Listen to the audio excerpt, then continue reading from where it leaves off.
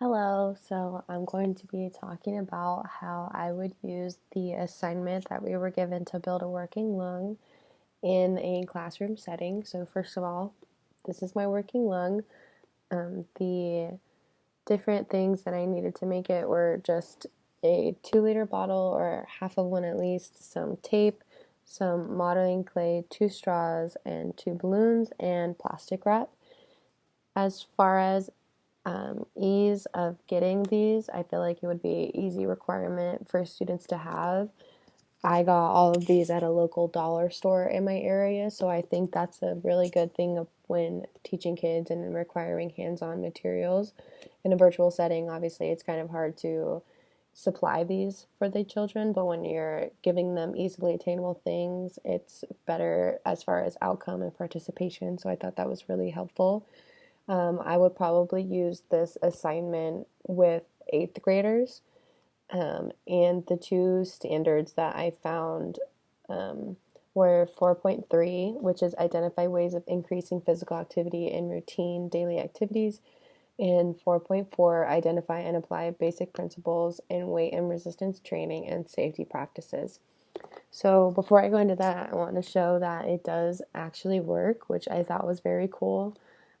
So essentially, the straws are kind of imitating the esophagus into the lungs, which are the balloons, and the plastic wrap is imitating the diaphragm.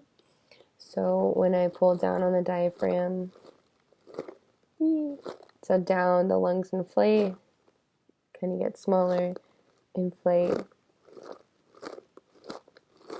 and so on. And I feel like this would be really helpful in showing the relationship between the diaphragm and the lungs, because people assume when we are inhaling, so kind of going into the vocab that I would use with this assignment during inspiration. So when we're breathing in, we have air coming in through our esophagus into our lungs. Our chest gets bigger. We take these big breaths, and when you talk to a student, they would probably assume that the diaphragm is getting bigger with the breath, but that's not the case. They have an inverse relationship. So when your lungs get bigger, your diaphragm is getting smaller. And when your lungs get smaller in exhalation, your diaphragm is getting bigger. So I think this is a really good visual way to explain that to a student.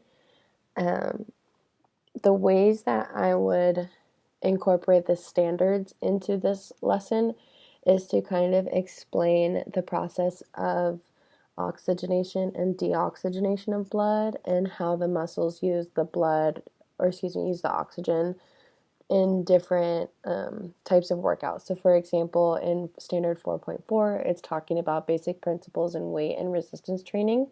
And I would kind of explain that the lungs are in this constant cycle of getting blood from the heart, pumping it with oxygen, and sending it out to the body. Well, when you're in exercise, for example, if I'm running, my brain is going to sense that my leg muscles need the most oxygen for endurance. My legs are working the most right now. They're under constant muscle contraction, so I know that they need oxygen. So for endurance purposes, if I want to run as long as I can, I know my brain is going to send as much oxygen to my legs as possible to keep going, because oxygen is necessary to get that muscle contraction and all of that motor unit work going. So I could explain that to the kids, or the students, about how a lot of oxygen is needed in endurance exercises.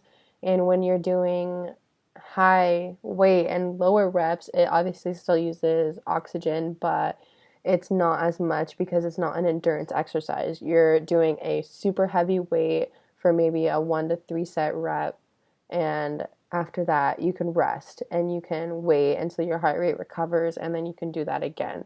Whereas when I'm running, there's little to no recovery time because I'm trying to sustain an amount of exercise.